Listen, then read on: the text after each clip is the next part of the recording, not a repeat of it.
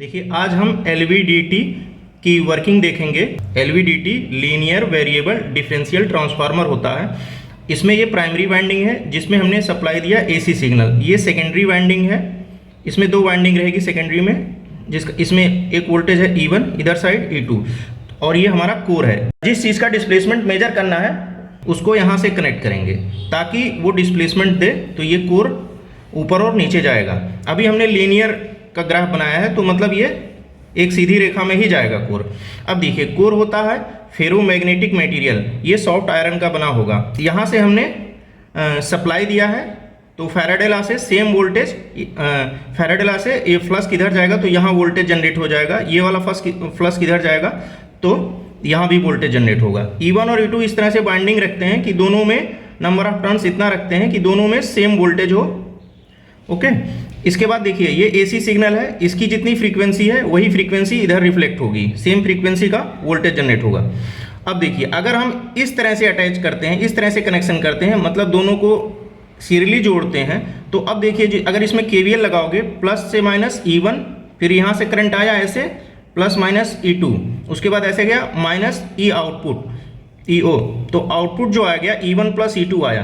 तो हुआ क्या, आउटपुट तो मिल रहा है बट होगा क्या, इस केस में हम उस चीज़ का यूटिलाइज नहीं कर पाएंगे कि अगर कोर अंदर जाए या बाहर आए तो आउटपुट में कुछ परिवर्तन दिखे। देखिए हमारा E1 है 5, E2 है 5, दोनों का समेशन आ रहा 10। अगर कोर इधर जाएगा तो E1 बढ़ जाएगा, ये 6 हो गया, E2 कम हो जाएगा तो ये 4 हो गया, समेशन तब भी 10 है। इसका मतलब ये है कि इस केस में अगर हम ऐसे सीरियली कनेक्ट करते हैं तो कोर अगर ऊपर और नीचे जा रहा है तो हम बता नहीं यहाँ पाएंगे कि इसमें कोई हमें वेरिएशन दिख नहीं रहा है। इस केस में अगर हम सीरियली कनेक्ट कर रहे हैं तो कोर मूव करने से हमें आउटपुट तो मिल रहा है बट आउटपुट में वेरिएशन नहीं दिख रहा है। हमें तो चाहिए कि कोर को मूव होने से हमें आउटपुट में डिफरेंट आउटपुट मिले, वो चीज़ यहाँ पॉसिबल नहीं हो रहा। इसलिए इस केस से हम ये फाइनलाइज नहीं करते हैं। ये सर्किट हमारे अकॉर्डिंग ये सही नहीं है, मतलब कोर मूवमेंट के हिसाब से आउटपुट जो चाहिए वो नहीं मिल रहा है। अब देखिए इस वाले केस में सेम सर्किट रहेगा बट यहाँ चेंज हो जाएगा। यहाँ जो कन्फिग्रेशन है वो डिफरेंशियल आउटपुट लेंगे। अब देखिए ये करंट यहाँ से आया ऐसे, तो अगर इसमें KVL लगाया जाए तो यहाँ देखिए ऐसे करंट चलिए तो प्लस E1, फिर यहाँ से आया इस वाले पार्ट में, यहाँ से यहाँ जा रहा तो यहाँ -2 प्लस माइनस E2, फिर ये करेंगे तो ये आ गया E1 minus E2 minus EO equal to 0। तो therefore output equal to E1 minus E2। तो इस केस में आउटपुट E1 माइनस E2 हो गया। अब देखिए हो क्या रहा है, ये सप्लाई यहाँ दी है, यहाँ दोनों में वोल्टेज जनरेट हुआ है। अब अगर इसका ग्राफ बनाए तो ये जो साइन वेव यहाँ दिए थे, जो भी साइन वेव दोगे तो यहाँ भी साइन वेव आएगा, यहाँ भी साइन वेव आएगा, सेम ग्राफ यहाँ सेम ग्राफ यहाँ। अगर कोर सेंटर में है तो दोनों ऊपर और नीचे का वोल्टेज ऑलमोस्ट सेम होगा।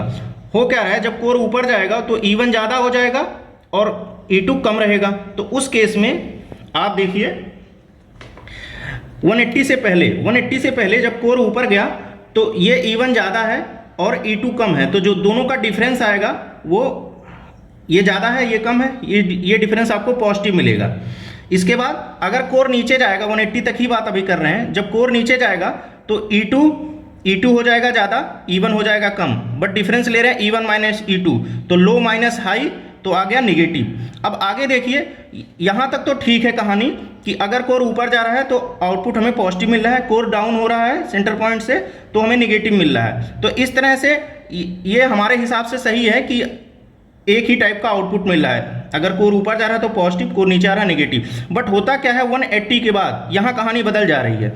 180 के बाद हो रहा है डिफरेंस हमारा यही है, 180 के बाद ये साइकिल जो है पूरी रिवर्स हो जाएगी। यहाँ निगेटिव आएगा, इस केस में निगेटिव आएगा, इस केस में निगेटिव आएगा। अब निगेटिव के हिसाब से जब यहाँ आप पुट करेंगे तो ये मान लीजिए कोर अभी ऊपर है तो ये ज़्यादा निगेटिव है, ये वाला केस ज़्यादा निगेटिव है और ये वाला केस कम निगेटिव है। हल्का सा बना रहे हैं, ये कम निगेटिव है, ये बहुत ज़्यादा निगेटिव है। तो दिस माइनस दिस करेंगे, मान लीजिए -10 है, पहला वाला E1 -10 है, दूसरा माइनस, ये -10 है, दूसरा है -2, तो आ गया माइनस।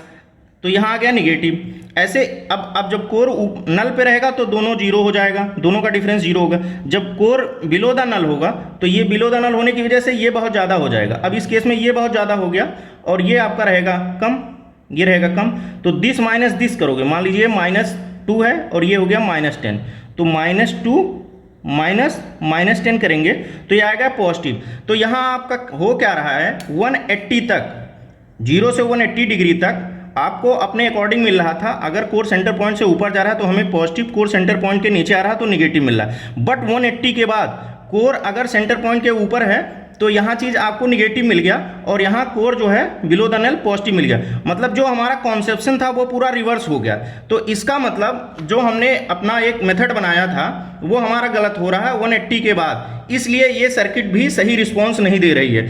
इसलिए हम क्या करेंगे, तो यहाँ देखिए यही पॉइंट लिखा है, कोर अगर नल के ऊपर है तो हमें पॉजिटिव और निगेटिव दोनों मिला, 180 तक पॉजिटिव उसके बाद निगेटिव, सेंटर पॉइंट पे 0 और कोर अगर बिलो द नल है तो हमें निगेटिव पहले मिलेगा, 180 के बाद पॉजिटिव मिलेगा। तो ये भी सर्किट जो हमारा एग्जैक्ट रिस्पांस चाहिए वो नहीं मिल रहा। हमें क्या चाहिए, अगर कोर अबव द नल हो तो एक ही टाइप का साइन मिले, बढ़ रहा है मतलब पॉजिटिव मिल रहा है तो पॉजिटिव मिले, यहाँ 180 तक पॉजिटिव, 180 के बाद निगेटिव।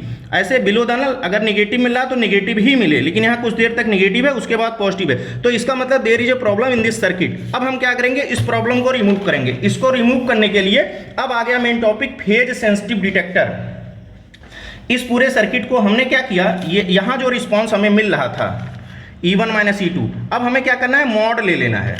हमने क्या किया, E1 का मॉड लगा दिया। E1 का मॉड लेने के लिए हमने देखिए ये फुल ब्रिज रेक्टिफायर लगा दिया। ऐसे E2 का मॉड लेने के लिए हमने फुल ब्रिज रेक्टिफायर लगा दिया। अब यहाँ आउटपुट हम इसके अक्रॉस लेंगे, ये जो लोड है इसमें और इसमें, तो ये ऐसे कनेक्ट होगा। पोटेंशियोमीटर मतलब जो वोल्ट मीटर होगा जिससे आप वोल्टेज देखते हो, इसका रेड पिन यहाँ रखोगे, ब्लैक पिन यहाँ रखोगे, तो इन दोनों पॉइंट का डिफरेंशियल वोल्टेज आएगा। अब देखिए अगर अब इस सर्किट के हिसाब से देखिए, अगर core is above null, core अब नल के ऊपर है, इस पॉइंट के ऊपर है सेंटर पॉइंट से, तो अब देखिए क्या होगा, E1 हमारा जो हमारा ग्राफ आया था E1 का अच्छा हमने यहाँ EAB लिया है, देखिए EAB लिया है, तो ये क्या होगा, E1 जो आ रहा था पहले प्लस और माइनस 180 तक प्लस था तो ठीक है वही रहेगा। 180 के बाद जो E1 माइनस आ रहा था वो हमारा पॉजिटिव हो गया, दोनों साइड पॉजिटिव हो गया EAB। अब देखिए ECD, ये C से D तक ECD, E1 जो है प्लस और माइनस दोनों था जैसे आपका EAB था वैसे, तो अब यह क्या हुआ 180, ये चीज आपकी कम रहेगी क्योंकि कोर अबव द नल है तो दोनों सेम, बट ये वाला हिस्सा E2 का 180, 0 से 180 तक पहले भी पॉजिटिव था, 180 से 360 तक निगेटिव था, तो वो आपका मॉड होने से वो पॉजिटिव हो गया। इस तरह से मतलब ये फुल वेव रेक्टिफायर का आउटपुट आ गया, ये E1 मॉड हो गया, इधर E2 मॉड हो गया। E1 ज्यादा इसलिए है, अभी हम केस ले रहे हैं कोर अबव द नल। अब देखिए, अब जब यहाँ जो वोल्ट मीटर लगाओगे ये मेजर करने के लिए, यहाँ से वोल्टेज मेजर करने के लिए हमें रेड पिन यहाँ रख दिए, ब्लैक पिन यहाँ रख दिए, तो इसका डिफरेंस आ रहा है। इस ऐसे हमने सर्किट बनाई है कि अगर यहाँ से केवीएल की इक्वेशन लिखोगे, देखिए यहाँ से आएगा +2 EAB, यहाँ से फिर करंट आया, माइनस से प्लस चल रहे हैं तो -ECD, और ये हो जाएगा इक्वल टू E आउटपुट। तो यहाँ से इसका डिफरेंस लीजिए, 180 तक हाई माइनस लो, ये पॉजिटिव माइनस पॉजिटिव आ गया पॉजिटिव, लेकिन एम्पलीट्यूड ये देखिए यहाँ तक कट हो रहा, ये थोड़ा सा कम हो गया, इस रेफरेंस लाइन से कम हो गया। ऐसे यहाँ हाई माइनस लो, ये पॉजिटिव ये निगेटिव, तो आ गया यहाँ पॉजिटिव। ऐसे इस केस में मतलब अब हमारा क्या हुआ, अगर कोर अबव द नल है तो हमें दोनों 0 से 180 तक पॉजिटिव मिला, 180 से 360 तक पॉजिटिव मिला। ये यहाँ ऐसा नहीं हो रहा था, यहाँ 0 से 180 तक पॉजिटिव था, 180 से 360 तक निगेटिव आ रहा था। जो हमारी प्रॉब्लम है हमने यहाँ रेक्टिफाई कर दिया। अब देखिए कोर इज एट नल में क्या होगा, ये वाला वोल्टेज EAB, जिस सर्किट में ये वाला वोल्टेज है, मतलब इस केस में कोर एट द नल में EAB और ECD ये वाला भी इसके बराबर हो जाएगा, दोनों वोल्टेज बराबर हो जाएंगे क्योंकि फ्लक्स जो है, फ्लक्स का लिंकेज दोनों में सेम होगा। कोर सेंटर पॉइंट में है तो दोनों E1 और E2 से फ्लक्स जो है सेम लिंक होगा, इसलिए EAB और ECD भी बराबर होंगे। तो यहाँ बराबर होने से जब दोनों का डिफरेंस करोगे, ये चूंकि इक्वल है, E output equal to EAB minus ECD, तो यहाँ आ जाएगा 0।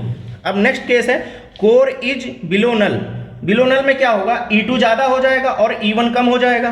तो सेम ग्राफ रहेगा, उसका मॉड ले लीजिए E1 मतलब EAB, तो ये कम है तो यहाँ आ गया, उसकी हाइट थोड़ी कम होगी, साइन वेव बनाना है, उसका मॉड कर देना है।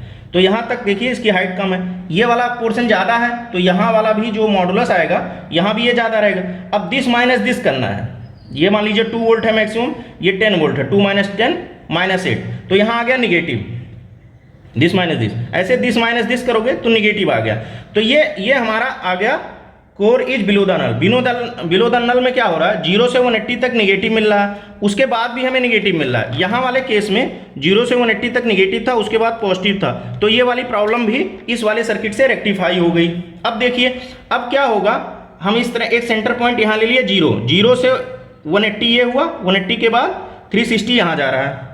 ये हमारा जो आउटपुट आया है इस केस में core is above the null, ये पूरा आउटपुट का ग्राफ यहाँ लाके पेस्ट कर दीजिए। ऐसे इस केस में core is below the null, अब इसको हमें बिलो दिखाना है, बिलो के डायरेक्शन को हम इधर लेके चल रहे हैं, तो ये वाला जो ग्राफ आया है यहाँ पुट कर दीजिए। तो ये इस तरह से आउटपुट का जो ग्राफ आया हमने पुट कर दिया इस ग्राफ में।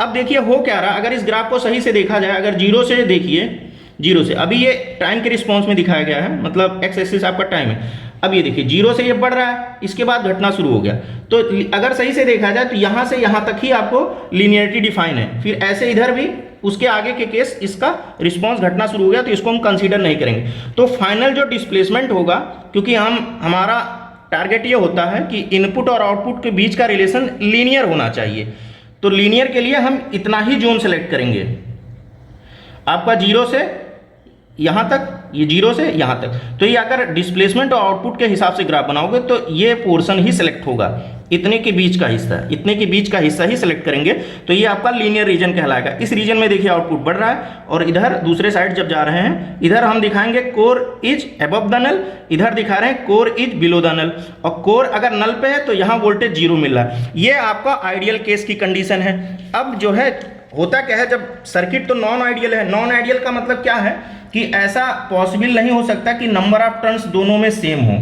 अगर आप वाइंडिंग करोगे तो थोड़ा से टर्न्स का डिफरेंस हो सकता है। दूसरा, इसमें भी गलती हो सकती है कि कोर जो है एकदम सेंटर पॉइंट पे हो, या हो सकता है कि चूंकि ये फ्लक्स तो दिखते हैं नहीं। तीसरी गलती हो सकती है कि फ्लक्स का लिंकेज भी नहीं सेम होता, क्योंकि फ्लक्स तो हवा में से जा रहा है, इधर से जा रहा है, मतलब कोर जो स्पेस है फ्री स्पेस उसमें से जा रहा है, या कोर होगा तो कोर से जाएगा।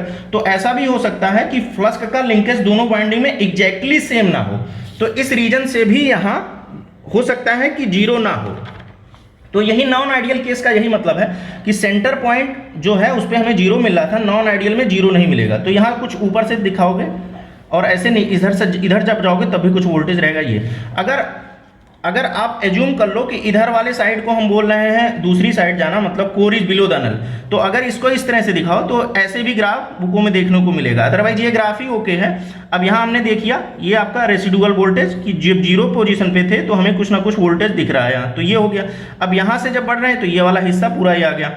इधर जब जा रहे थे तो अगर आप एज्यूम कर लीजिए कि ये वाला core is below the null है, तो उसी बात को लिख दीजिए core is below the null, मतलब ये वोल्टेज क्या है, नेगेटिव है, तो इसी को हमने मॉड करके दिखा दिया है। तो यहाँ आपको ये दिमाग में रखना पड़ेगा कि ये नेगेटिव का मॉडुलस लिया गया है, तो ये वाला केस हो गया व्हेन जो है core is below the null, तो वो पॉइंट यहाँ लिखना पड़ेगा क्योंकि ये चीज़ आपने मॉड में दिखा रहे हैं। तो इस तरह से इस वाले केस का core is below the null आपने पॉजिटिव दिखा दिया, core is above the null इधर साइड दिखा दिया। तो ये रिप्रेजेंट करने का तरीका है, अदरवाइज फाइनली ग्राफ यही आता है।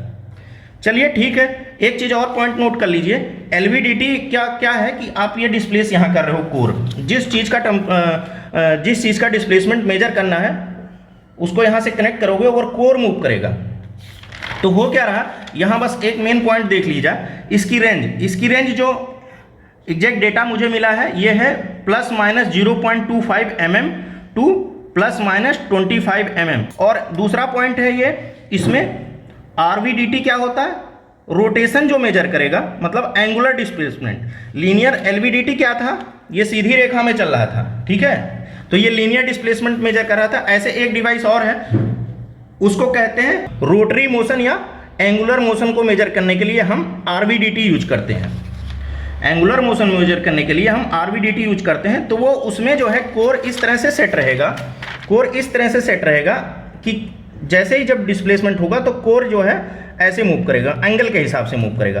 तो ये मैक्सिमम जो है इसकी रेंज जो है वो जो नोट्स में या बुकों में मिली है नेट पे, वो मोस्टली ±40 डिग्री है।